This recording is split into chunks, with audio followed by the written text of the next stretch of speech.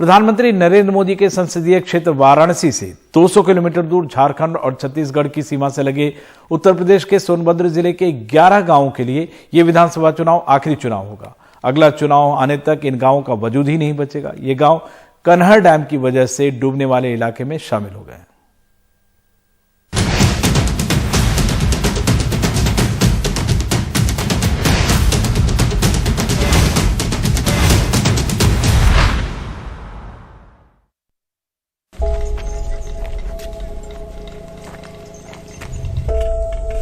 सिंदूरी गांव में रोजमर्रा की तरह खाना बना रही फूल कुंवर देवी 70 वर्ष पहले यहां ब्याह के बाद आई। इस गांव में उनकी सारी यादें हैं, देवी देवता हैं, मंदिर हैं, लेकिन सब डूबने जा रहे हैं। हमारे यहाँ भाई देवता देवी बड़न अब घर दूरा बा लइका चंगा के नार ना भी गड़ल बा डिहवार बा देवता देवी बड़न सबको प्रेम है उतना ही है। सबको छोड़ने से तो दिक्कत होइए जा रहा है।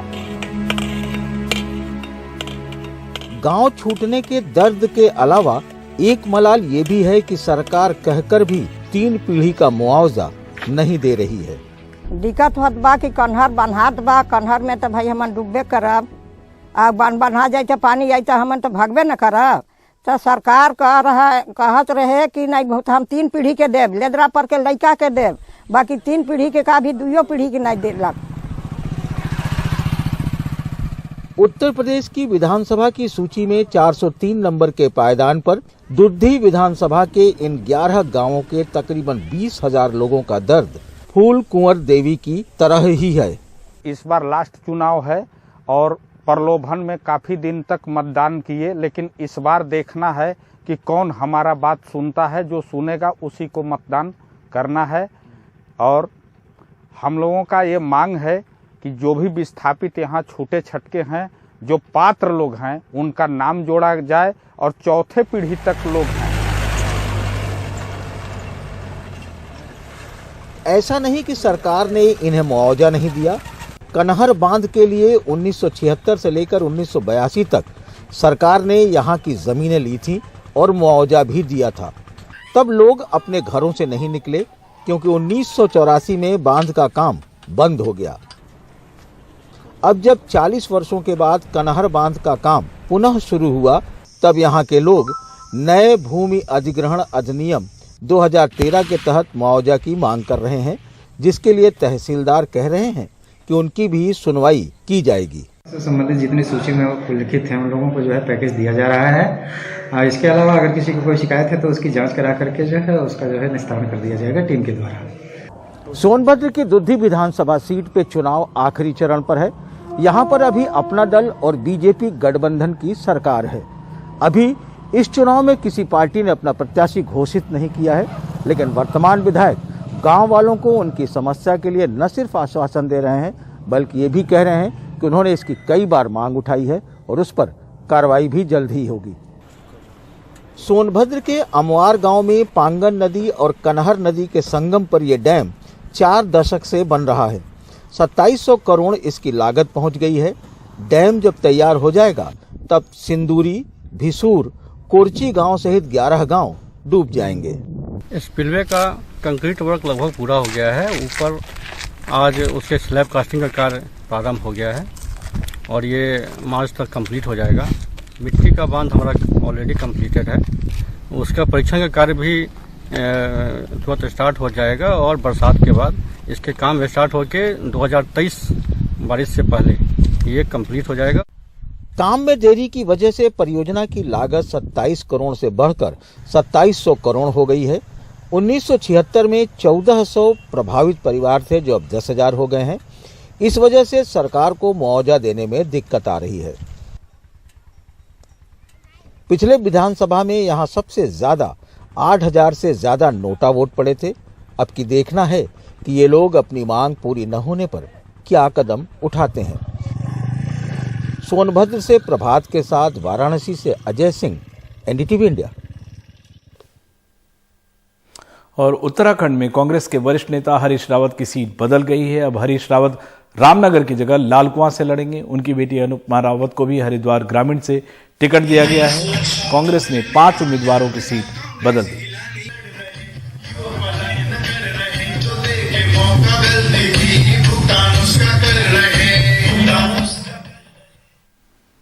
कांग्रेस नेता राहुल गांधी आज पंजाब के दौरे पर होंगे। राहुल आज सबसे पहले स्वर्ण मंदिर जाएंगे, वहां जहां मत्था टेकेंगे, उसके बाद वो लंगर भी चखेंगे। इसके बाद वो अमृतसर के ही दुर्गियाना मंदिर में दर्शन करेंगे। दुर्गियाना मंदिर के बाद वो अमृतसर के ही भगवान वाल्मीकि तीर्थ स्थल पर भी जाएंगे। पूरे कार्यक्रम के दौरान राज्य के सभी 117 कांग्रेसी उम्मीदवार उनके साथ ही रहेंगे। दोपहर 2:45 पर राहुल जालंधर के मीठापुर से एक वर्चुअल रैली को संबोधित करेंगे।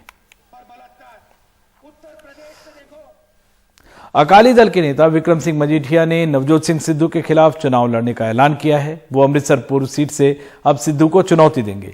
विक्रम मजीठिया इस वक्त ड्रग्स केस में फंसे हैं और पंजाब हरियाणा हाईकोर्ट ने उनकी जमानत याचिका खारिज की है। कांग्रेस ने मजीठिया के सिद्धू के खिलाफ लड़ने पर कहा है कि वो कहीं से भी लड़े, उनकी हार तय है। सारी फौज ਨੂੰ ਸਾਰੇ ਨੇ ਸਲਾਹ ਕੀਤੀ ਅੱਜ ਮੈਂ ਤੇ ਅਸੀਂ ਫੈਸਲਾ ਕਰ ਲਿਆ। ਹੁਣ ਮੈਂ ਇੰਨੇ ਲੱਖਾਂ ਦੀ ਨੁਮਾਇੰਦਗੀ ਕਰਦਾ, ਉਹਨੂੰ ਪਤਾ ਲੱਗੂਗਾ ਕਿ ਹੁਣ ਤੇਰਾ ਟਾਕਰਾ ਸ਼੍ਰੋਮਣੀ ਅਕਾਲੀ ਦਲ ਦੀ ਬਹਾਦਰ ਫੌਜ ਦੇ ਖਿਲਾਫ ਹੈ। ਫੌਜ ਆ ਗਈ, ਤਿਆਰ ਹੈ, ਸਾਰੇ ਵਰਕਰ ਇੱਥੇ ਬੈਠੇ ਹੈ ਤੇ ਵਿਕਰਮ ਸਿੰਘ ਮਜੀਠੀਆ ਨਵਜੋਤ ਸਿੰਘ ਸਿੱਧੂ ਦੀ ਜ਼ਮਾਨਤ ਜ਼ਬਤ ਕਰਾਊਗਾ। ਆਪਣੇ ਅੰਮ੍ਰਿਤਸਰ ਸ਼ਹਿਰ ਦੀ ਸਾਰੇ ਵਰਕਰ ਸਾਰਿਆਂ ਨੇ ਅੱਜ ਮੈਨੂੰ ਬੇਨਤੀ ਕੀਤੀ ਕਿ ਨਵਜੋਤ ਸਿੰਘ ਸਿੱਧੂ ਦਾ ਹੰਕਾਰ ਤੋੜਨਾ ਹੀ ਤੋੜਨਾ ਹੈ ਤੇ ਉਹ ਜੰਗ ਦਾ ਸਾਡਾ ਜਰਨੈਲ ਵਿਕਰਮ ਸਿੰਘ ਮਜੀਠੀਆ ਅੱਗੇ ਹੋ ਕੇ ਉਹ ਸੀਟ ਤੇ ਲੜੂਗਾ। ਬਈ ਕਿਤੇ ਨਾ ਕਿਤੇ ਹਾਰਨਾ ਹੀ ਹੈ ਨਾ ਉਹਨੇ। ਉਹ ਚਾਹੁੰਦਾ ਹੈ ਕਿ ਮੈਂ ਤਗੜੇ ਬੰਦੇ ਦੇ ਥੱਲੇ ਲੱਗ ਕੇ ਹਾਰ ਜਾਂ ਤੇ ਹਾਰ ਜੇ, ਉਹ ਚ ਕੀ ਦਿੱਕਤ ਹੈ? ਇੱਥੇ ਤੇ ਹਾਰਨਾ ਹੀ ਹੈ ਨਾ। ਉਹਦੇ ਚ ਸਾਰੇ ਜਾਣਦੇ ਆ ਕਿ ਭਾਈ ਉਦਾਂ ਵੀ ਉਹ ਭਗੋੜਾ ਹੀ ਆ ਵਿਚਾਰਾ ਅਜੇ, ਤੇ ਜੇਕਰ ਉਹ ਹਾਰਨਾ ਚਾਹੁੰਦਾ ਹੈ ਤੇ ਆ ਜਾਵੇ। ਉਹ ਚ ਕੋਈ ਉਹਦਾ ਸਵਾਗਤ ਹੈ, ਉਹਦਾ ਵੈਲਕਮ ਆ। ਲੇਕਿਨ ਮੈਂ ਸਮਝਣਾ ਕਿ ਨਵਜੋਤ ਸਿੰਘ ਸਿੱਧੂ ਦੇ ਸਾਹਮਣੇ ਕੋਈ ਹਿੰਮਤ ਨਹੀਂ ਕਰ ਸਕਦਾ ਔਰ ਉਹਦਾ ਕੋਈ ਸਾਨੀ ਨਹੀਂ ਹੈ।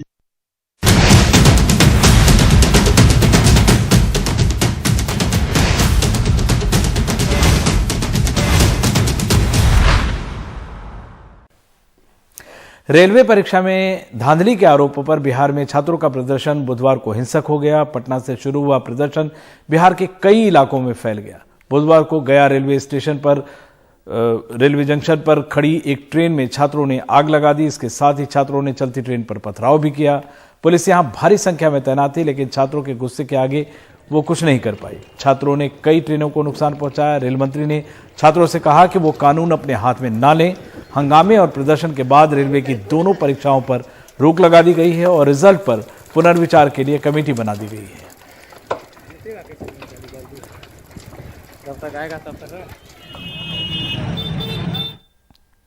मध्य प्रदेश के सागर में अनुसूचित जाति के दूल्हे की बारात पुलिस के पहरे में निकल तो गई, लेकिन हंगामा दूल्हे की घोड़ी के चढ़ने पर को लेकर हुआ। पुलिस की मौजूदगी में बारात तो निकल गई, लेकिन रात में गांव में वर्चस्व रखने वाले लोधी समाज के लोगों ने दूल्हे के घर पर और आसपास के घरों पर पथराव कर दिया। बाहर रखी गाड़ियों के कांच फोड़ दिए, जिसके बाद गांव में पुलिस की तैनाती हुई। 20 लोगों के खिलाफ मामला दर्ज हुआ है। संसद में पेश आंकड़ों की बात करें तो दलितों के प्रति अत्याचार के मामले में मध्य प्रदेश देश में चौथे नंबर पर है, जबकि आदिवासियों के प्रति अत्याचार के मामले में पहले नंबर पर।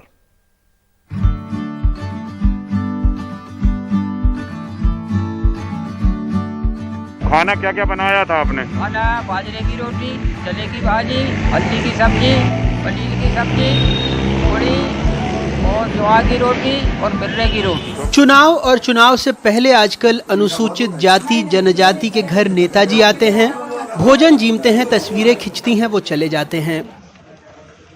बूथ विस्तारक कार्यक्रम में मध्य प्रदेश बीजेपी अध्यक्ष वीडी शर्मा पिपरिया में कापरखेड़ा गांव पहुंचे। भगत सिंह अहिरवार के घर खाना खाया।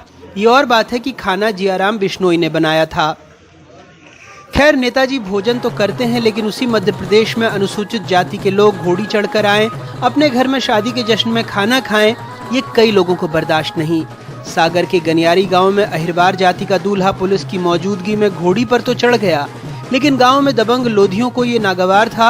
शाम को बारात गांव से चली गई तो उनके घर पर पथराव, गाड़ियों में तोड़फोड़ हो गई। तत्काल पुलिस वहां पर पहुंच गई थी और पूरे गांव के अंदर जो भी उसको वहां के शब्दों में रीच कहती हो, बिन्नायकी कहते हो या जो भी कहते होंगे, उस परंपरा के तहत उसे घुमाया गया।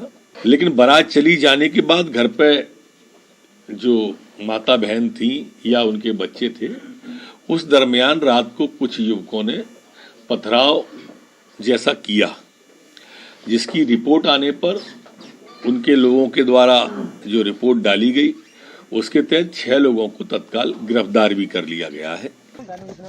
अगले दिन केंद्रीय मंत्री प्रहलाद पटेल भी गांव पहुंचे, लोगों को न्याय दिलाने का वायदा किया। भीम आर्मी के कार्यकर्ता पहुंचे, नारे लगाए, स्थानीय विधायक के खिलाफ गुस्से का इजहार किया। बंडा विधायक तरवर सिंह के भतीजे लोगों का यहाँ संरक्षण हुआ है। कल बंडा में विधायक का तरवर सिंह लोधी का पुतला दहन होगा। तो वंचितों के घर में खाना खाने और गुंडों के उन्हें घोड़ी नहीं चढ़ने देने की घटनाओं के बीच सरकारी आंकड़े हैं जो कहते हैं कि 2018 से 2020 के बीच दलितों के खिलाफ अपराध के 1,38,045 मामले दर्ज हुए, जिसमें यूपी, बिहार, राजस्थान के बाद 16,952 मामलों के साथ मध्य प्रदेश चौथे नंबर पर रहा। 2020 में आदिवासियों के उत्पीड़न में 20% मामले बढ़े। 2,401 मामलों के साथ मध्य प्रदेश पहले नंबर पर रहा। माननीयों के लिए तस्वीरें दो तरह की होती हैं, दिखाने की और छिपाने की ओर। अनुसूचित जाति जनजाति के घर में खाना खाने की तस्वीरें तो सामाजिक बराबरी और प्रगतिशीलता के नाम पर वो दिखाना चाहते हैं, लेकिन उन पर हमलों की खबरें छिपाना चाहते हैं। बावजूद इसके शोषितों वंचितों पर हमलों के जो आंकड़े आते हैं, उससे जो तस्वीर बनती है वो भयावह होती है। भोपाल से कैमरा पर्सन रिजवान खान, होशंगाबाद से संजय दुबे और सागर से राकेश तिवारी के साथ अनुराग द्वारी, एनडीटीवी इंडिया।